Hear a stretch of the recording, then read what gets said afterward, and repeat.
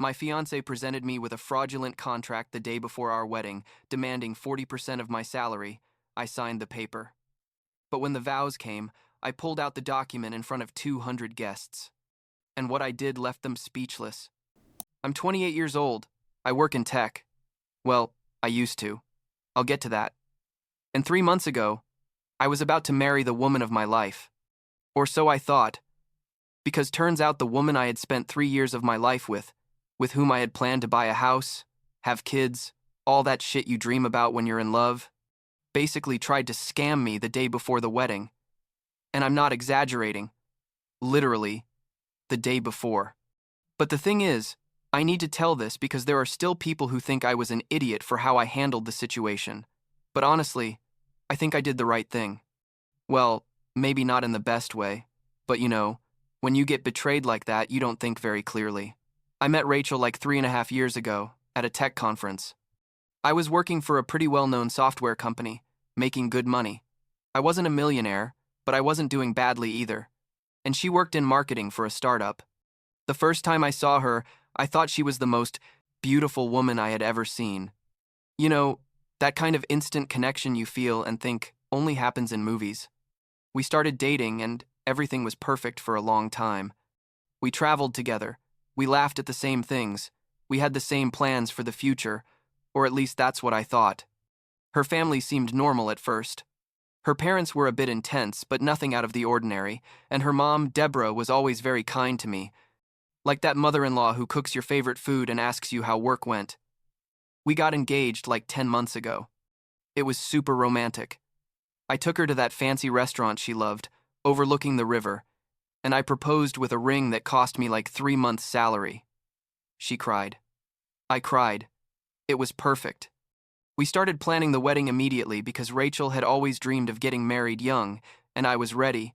I mean, we had been together for 3 years and it seemed like the natural next step.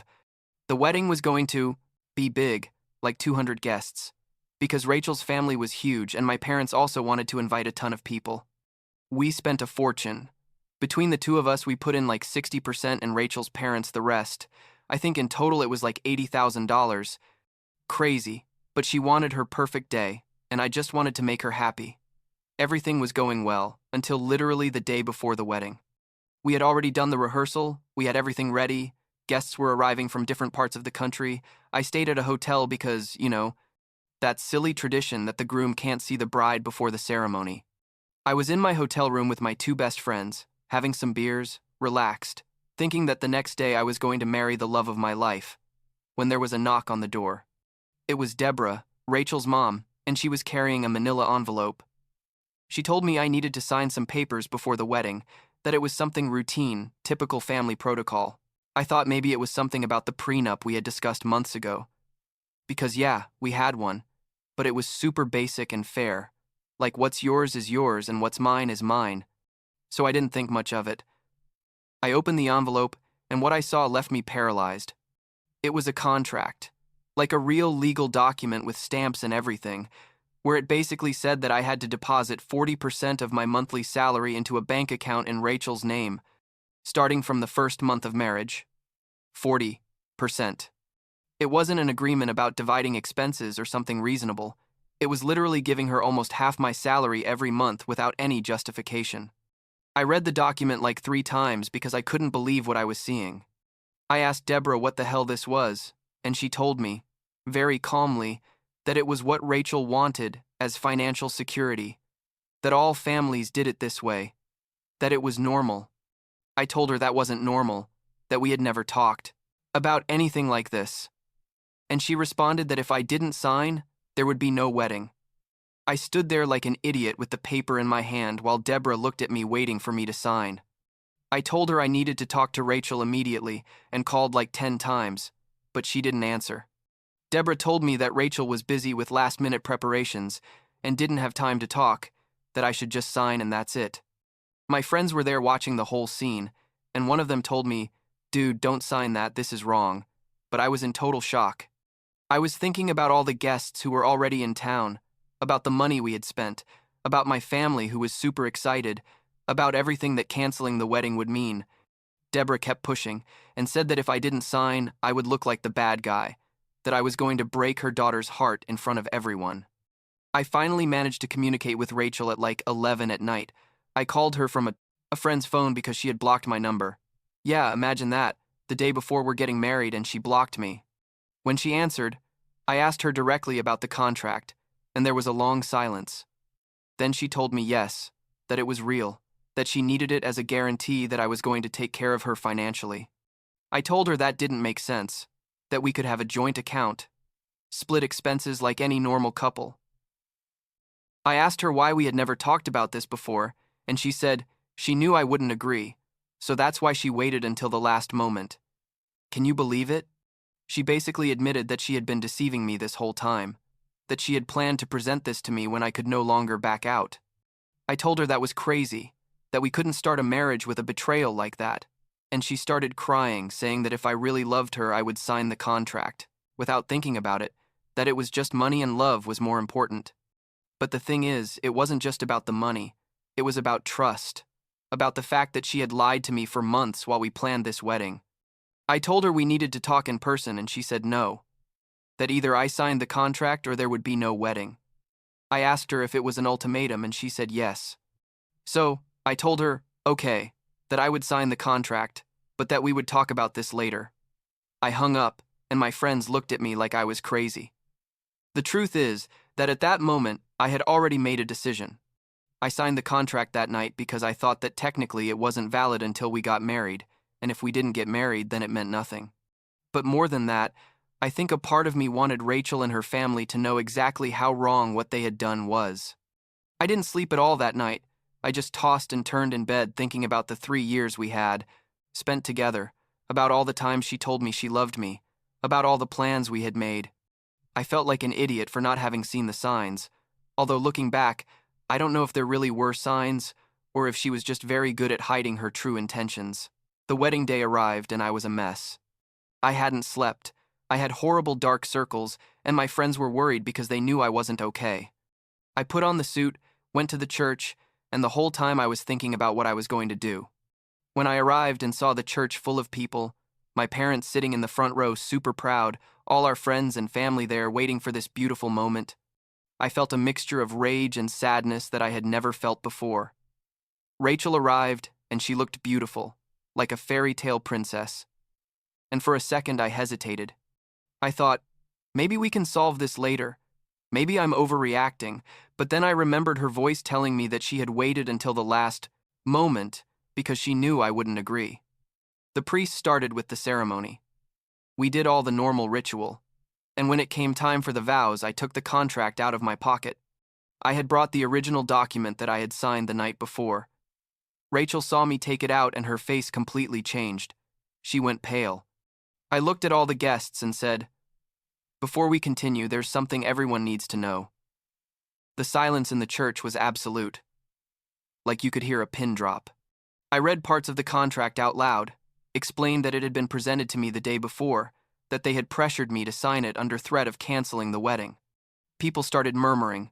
Some shouted, "What the hell?" My parents looked confused. Rachel's parents looked furious. Rachel tried to take the contract from my hands, but I moved away. I told her in front of everyone that I couldn't marry someone who had lied to me and manipulated me that way, that marriage is supposed to start with honesty and trust, not with secret contracts and ultimatums. I tore the contract into pieces in front of everyone, told her I was sorry but I couldn't do this, and I walked down the center aisle of the church while everyone stared at me in shock.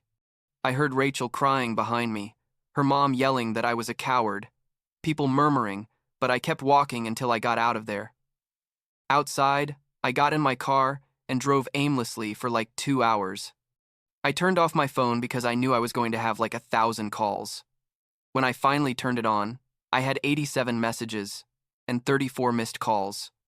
Messages from my parents asking where I was, from worried friends, from confused relatives, and several from Rachel's parents calling me everything. My mom was furious, not because I canceled the wedding, but because of how I did it. She told me I had publicly humiliated Rachel, that I could have handled this privately, that now both families were embarrassed. My dad was calmer but also disappointed. He told me he understood my anger, but that the way I acted was immature, The following days were horrible. Everyone in my family was upset with me. I had to explain the situation to them like 50 times, show them copies of the contract that I had made before tearing up the original, and even then, some thought I overreacted. My parents eventually understood after we sat down to really talk, without yelling or judgment. I explained to them that it wasn't just about the money, but about the deceit, about the fact that Rachel had planned this for months without telling me anything. My dad finally told me I did the right thing by not getting married, but that it could have been done differently. And I guess he's right. But at that moment, I was so angry that I just wanted everyone to know the truth. Rachel and I had been living together for like 2 years. When I returned to the apartment, after all the drama, I expected to find her there, maybe to have a final conversation. I don't know. But the house was empty.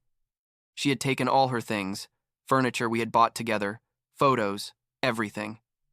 She left the keys on the kitchen table, and that was it. There was no message, there was no explanation, she just left. I sat on the couch, which luckily was mine, in that half-empty apartment, and I think that was the first time I really cried. Not for her, but for everything we had built, and that turned out to be a lie. Like 3 weeks passed, and I thought the worst was over.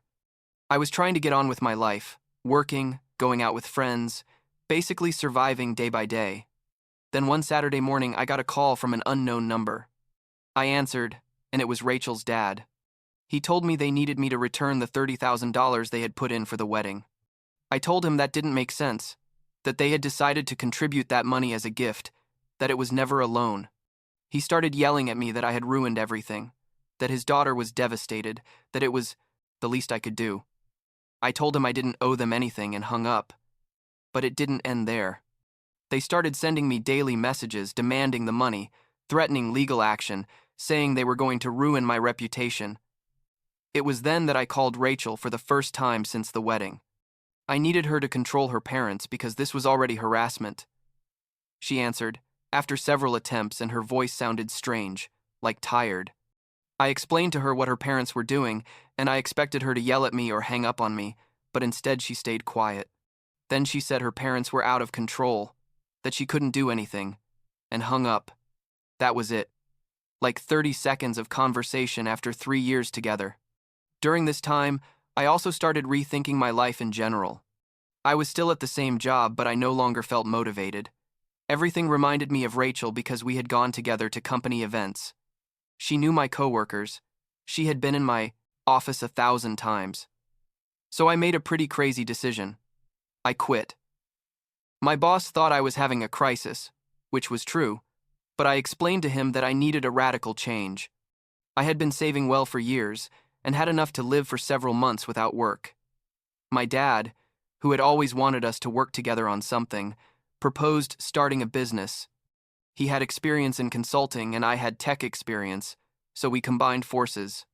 He invested like $50,000 and I put in another $30,000 from my savings, and we started a technology consulting company. I'm not gonna lie, the first 2 months were really hard. Getting clients, establishing processes, working with my dad who has very different ideas from mine. Everything was a challenge. But it was also therapeutic because it forced me to focus on something productive instead of just thinking about Rachel and how she had betrayed me. My friends supported me a lot during this time. We went out to bars, watched movies. They tried to keep me distracted. One of them told me to see this as a bullet dodged. Like, imagine discovering this after you got married. It would have been 1,000 times worse. So, like 3 months ago, I was at a bar with 2 friends, having some beers after work. When I saw her, Rachel was there with 2 friends, at a table on the other side of the bar. Our eyes met, and it was super awkward. She looked different.